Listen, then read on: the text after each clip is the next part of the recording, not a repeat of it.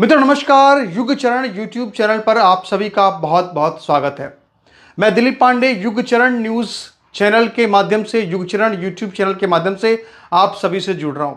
मित्रों आज यहां पर मैं हरियाणा और जम्मू कश्मीर के अंदर जो नतीजे आए हैं उन पर आपसे एक बहुत ही संक्षिप्त और महत्वपूर्ण चर्चा करूंगा। मित्रों सबसे पहले मैं जम्मू कश्मीर को लेकर बात करूंगा और इसके बाद मैं हरियाणा को लेकर के कई बड़े अहम खुलासे करने वाला हूं जो कि आपको चौंका देंगे और आप सोचेंगे कि आखिर ऐसा कैसे हो सकता है, लेकिन ऐसा हुआ है।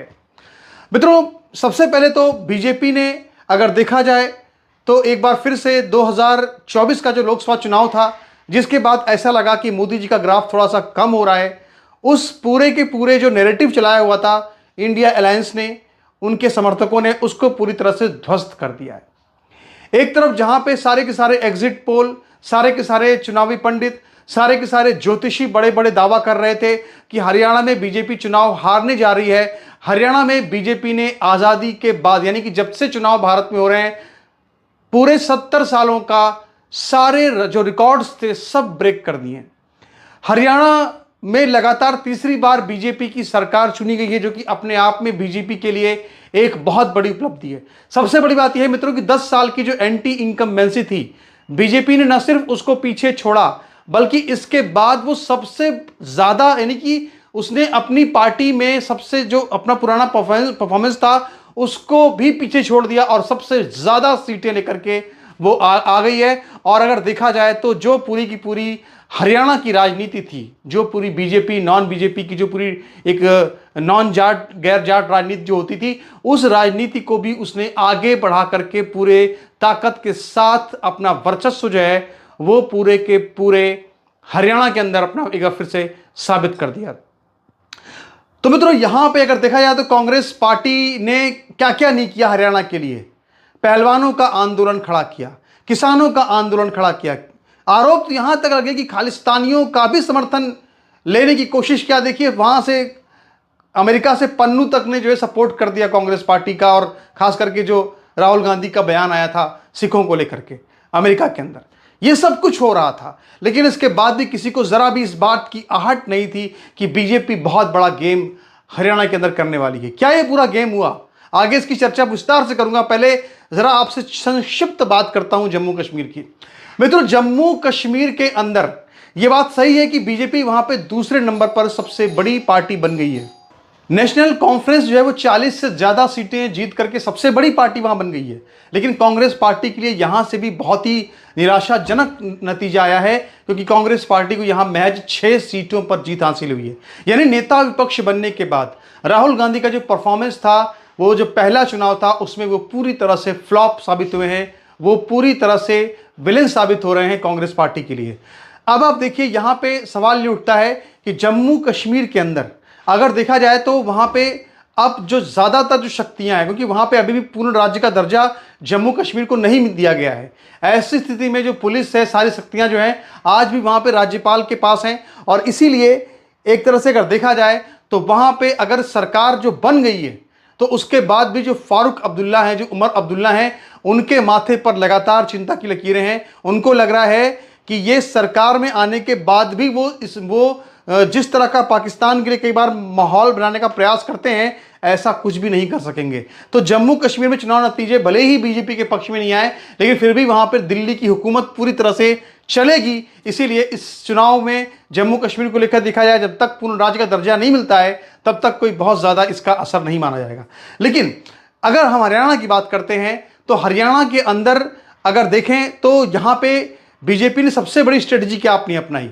एक तरफ जब पूरा का पूरा जो कांग्रेस पार्टी का समर्थक मीडिया था वो पूरी तरह से ये दावे कर रहा था कि कांग्रेस पार्टी आसानी से पूरा चुनाव जीत रही है, जो वहां पे खर्ची और पर्ची की बातें हो रही थी कि जो जाट नेता हैं वो बातें कर रहे थे कि जो हमें 50 वोट दिलाएगा उसको हम एक सरकारी नौकरी देंगे, यानी कि रुपये के बदले नौकरी की बातें वहां पे चल रही थी। जो बीजेपी सरकार थी उसको यह कहा जा रहा था कि इसने जाटों को अगुवाई नहीं दी। तो इस तरह से अगर देखा जाए तो पूरी तरह से जो वहां पे गैर जाट वोटर था उसके अंदर एक भय समा गया कि क्या ऐसा होगा कि जाटों की सरकार अगर आ जाती है, अगर हुड्डा की सरकार आ जाती है, तो क्या वहां पे फिर से वही पुराना एक जो जाट प्रभुत्व वाला समाज था, क्या वैसा समाज तैयार हो जाएगा? एक ये जो भय था, ये भय बहुत ज़्यादा एक विपरीत गया कांग्रेस पार्टी के लिए। ये जो भय पैदा हुआ, ये बहुत उल्टा पड़ गया कांग्रेस पार्टी के लिए। सबसे बड़ी बात यह मित्रों कि जो जाट थे, जो जाट वोटर्स थे, 22% जाट वोटर है पूरे हरियाणा में, वो जाट वोटर भी दो फाड़ हो गए। मेरा अपना जो वहां पे ग्राउंड रिपोर्ट्स मुझे मिल रही है, क्योंकि बीजेपी ने लगभग 15 के करीब जो जाट उम्मीदवारों को वोट दिया था, और यही वजह है कि जो जाट थे वो बीजेपी के भी साथ आए कुछ खुल करके। खासकर जो जाट थे उसमें भी दो तरह के एक फ्रैक्शन हो गए। एक वो जो कि जाति की राजनीति, यानी कांग्रेस पार्टी जो जाति की राजनीति कर रही थी उसके साथ खड़े हो गए। दूसरी तरफ कुछ ऐसे जाट एक वर्ग तैयार हुआ जो कि राष्ट्रभक्त, जो कि हिंदुत्व के नाम पर, देश के राष्ट्रीय स्वाभिमान संस्कृति के नाम पर बीजेपी को वोट करने के लिए तैयार थे। यानी कि जाट वोटर्स में भी सेंध लगा दी बीजेपी ने। और इसके अलावा जो गैर जाट वोट उसको पूरा मिल रहा था, खासकर जो दलित ओबीसी वोट उसको मिल रहा था, वो तो उसको बड़ी संख्या में मिल ही गया। ओबीसी नेता के तौर पर नायब सिंह सैनी को मुख्यमंत्री बनाने का जो पूरा प्लान बीजेपी ने तैयार किया था, उससे बीजेपी को बहुत बड़ा लाभ हुआ। और जो दलित और जो ओबीसी वोट बैंक का जो पूरा ध्रुवीकरण बीजेपी के पक्ष में हुआ, तो दलित और जो ओबीसी वोटर है वो पूरी तरह से इसमें निर्णायक साबित हुआ। अगर हम यहां पे बात करें सबसे बड़े मार्जिन की, तो यहां पे कोई ममन खान कांग्रेस पार्टी के, जो कि मेवात इलाके से आते हैं, मेवात रीजन से आते हैं, उनको बहुत बड़ी मात्रा में, बहुत बड़ी संख्या में वोट मिले। 1 लाख से ज़्यादा वोटों से, करीब 1 लाख वोटों से उनको जीत मिली है। तो ये कांग्रेस पार्टी के एक प्रत्याशी हैं, और यही वजह है मित्रों कि कांग्रेस पार्टी का जो परसेंटेज बढ़ा हुआ नजर आ रहा है। इस बढ़े हुए परसेंटेज की वजह यह है कि जो मुस्लिम बहुल इलाके हैं, खासकर जो पूरी मेवात की बेल्ट है, वहां पे कांग्रेस पार्टी के जो वोटर्स को इतना जबरदस्त मुस्लिम वोट मिला है कि उसकी वजह से कांग्रेस पार्टी का जो वोट परसेंट है वो बहुत ज्यादा बूम कर गया है। लेकिन ये जो वोट परसेंट है ये उसका सीट में बदल नहीं पाया, क्योंकि जो ज्यादा उसका जो वोट था वो एक ही 2 सीटों पर पड़ गया, जो मुस्लिम बहुल सीटें थी। इस वजह से कांग्रेस पार्टी का जो वोट परसेंट है वो भले ही बढ़ा हुआ नजर आ रहा है, लेकिन वो सीटें उसकी जो है वो लगातार घटती हुई चली गई। और कांग्रेस पार्टी जो कह रहे थे कि जीती हुई बाजी, जिसमें कह रहे थे कि भाई जलेबी तो कांग्रेस पार्टी ही खाएगी, जो राहुल गांधी जलेबी की बातें कर रहे थे कि जलेबी, कांग्रेस पार्टी जलेबी की फैक्ट्री की बातें कर रही थी, तो वो सारी जो उनकी हवा थी वो सारी हवा निकल गई, और आज जो जलेबियां थी वो बीजेपी के दफ्तरों में बट रही थी। कांग्रेस पार्टी के जो समर्थक थे वो सुबह 9 बजे के पहले बहुत प्रसन्न थे, बहुत खुश थे, क्योंकि जब बैलेट बॉक्स खुल रहे थे उस वक्त कांग्रेस पार्टी 60 के ऊपर जा रही थी और बीजेपी की सिर्फ 20 सीटें नजर आ रही थी। ऐसी स्थिति में लोग प्रसन्न हो गए, और खास कई कांग्रेस पार्टी के नेता जैसे पवन खेड़ा, वो तो लाइव टीवी पर जलेबियां खाने लगे। उनको लगा कि बस चुनाव तो जीत गए, हरियाणा जीत गए। लेकिन 9 बजे के बाद पूरा खेल पलट गया, और जैसे ही ईवीएम की गिनती शुरू हुई वैसे ही 10 बजते बजते बीजेपी पहले 45, इसके बाद वो 50 के आसपास जाकर वहां पे स्थिर हो गई, और इसके बाद बीजेपी वहां से नीचे नहीं आई। और इसी के साथ ही कांग्रेस पार्टी का उत्साह भी पूरी तरह से ठंडा पड़ गया। कांग्रेस पार्टी जो पूरी तरह से अगर देखा जाए तो ढोल नगाड़े सब लेकर आई थी, वो सारा उसका जो जश्न था वो पूरी तरह से खत्म हो गया। और बीजेपी जहां पर की कोई तैयारी नहीं लग रही थी, क्योंकि मैं आपको बताऊं मित्रों कि बीजेपी को भी यकीन नहीं था कि इतनी बड़ी जीत नायब सिंह सैनी हासिल कर लेंगे।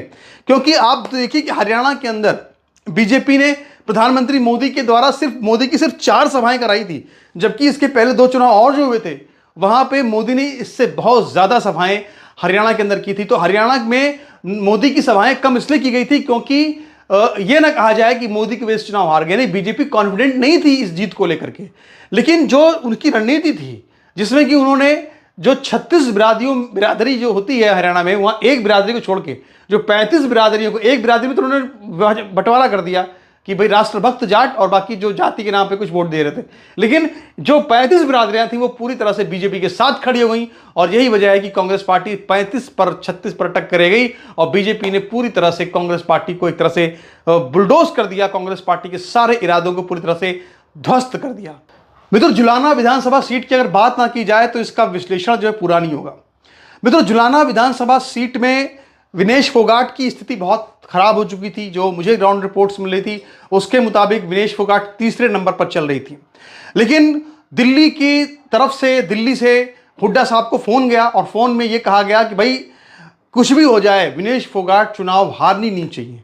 और इसके बाद कहते हैं कि जो हुड्डा एंड फैमिली है, यानी हुड्डा और उनके जो करीबी समर्थक हैं, उनके परिवार के लोग जो हैं, उन्होंने वहां पे जो बड़े बड़े जाट नेता हैं जुलाना के अंदर, उनको फोन लगाए और उनसे ये कहा कि किसी भी हालत में जाटों का वोट बंटना नहीं चाहिए।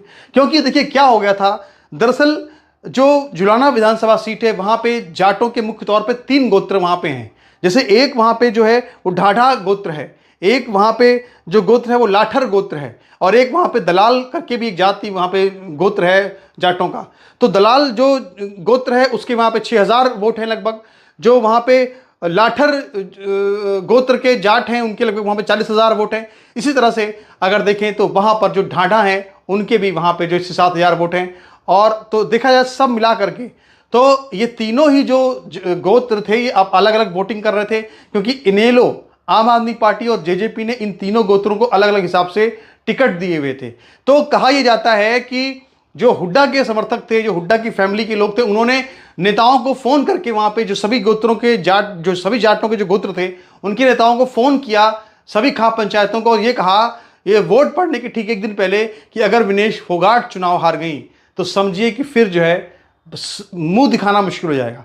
तो ऐसी स्थिति के बाद फिर तय हुआ आनंद फानंद में ऐन मौके पर आखिरी रात जो थी वोटिंग के पहले की कि सारे जाट वोट जो है वो सारे के सारे विनेश फोगाट को पड़ने चाहिए। और इसके बाद 40% के करीब जो जाट वोट था, जो कि वहाँ पे बड़ा एक डोमिनेट वोट है, वो बड़ा वोट बैंक जो है वो जाकर वहाँ पे विनेश फोगाट को मिलता है, तब जाके विनेश फोगाट जीत पाती हैं। लेकिन उनका जीत का मार्जिन भी कोई बहुत प्रभावशाली नहीं माना जाएगा। तो ये जो पूरा का पूरा चुनाव था मित्रों, ये पूरा का पूरा चुनाव नायब सिंह सैनी के चेहरे की जीत है, खट्टर की साफ सुथरी छवि की जीत है। और इसके अलावा एक बार फिर से वो बात कि मोदी मैजिक अभी खत्म नहीं हुआ है। अभी कहते हैं ना कि टाइगर अभी जिंदा है। तो जो लोग कहते हैं कि मोदी मैजिक खत्म हो गया, तो उनके लिए आज का जो सबसे बड़े चुनाव का नतीजा जो कहता है उस एक लाइन में क्या है कि टाइगर जिंदा है।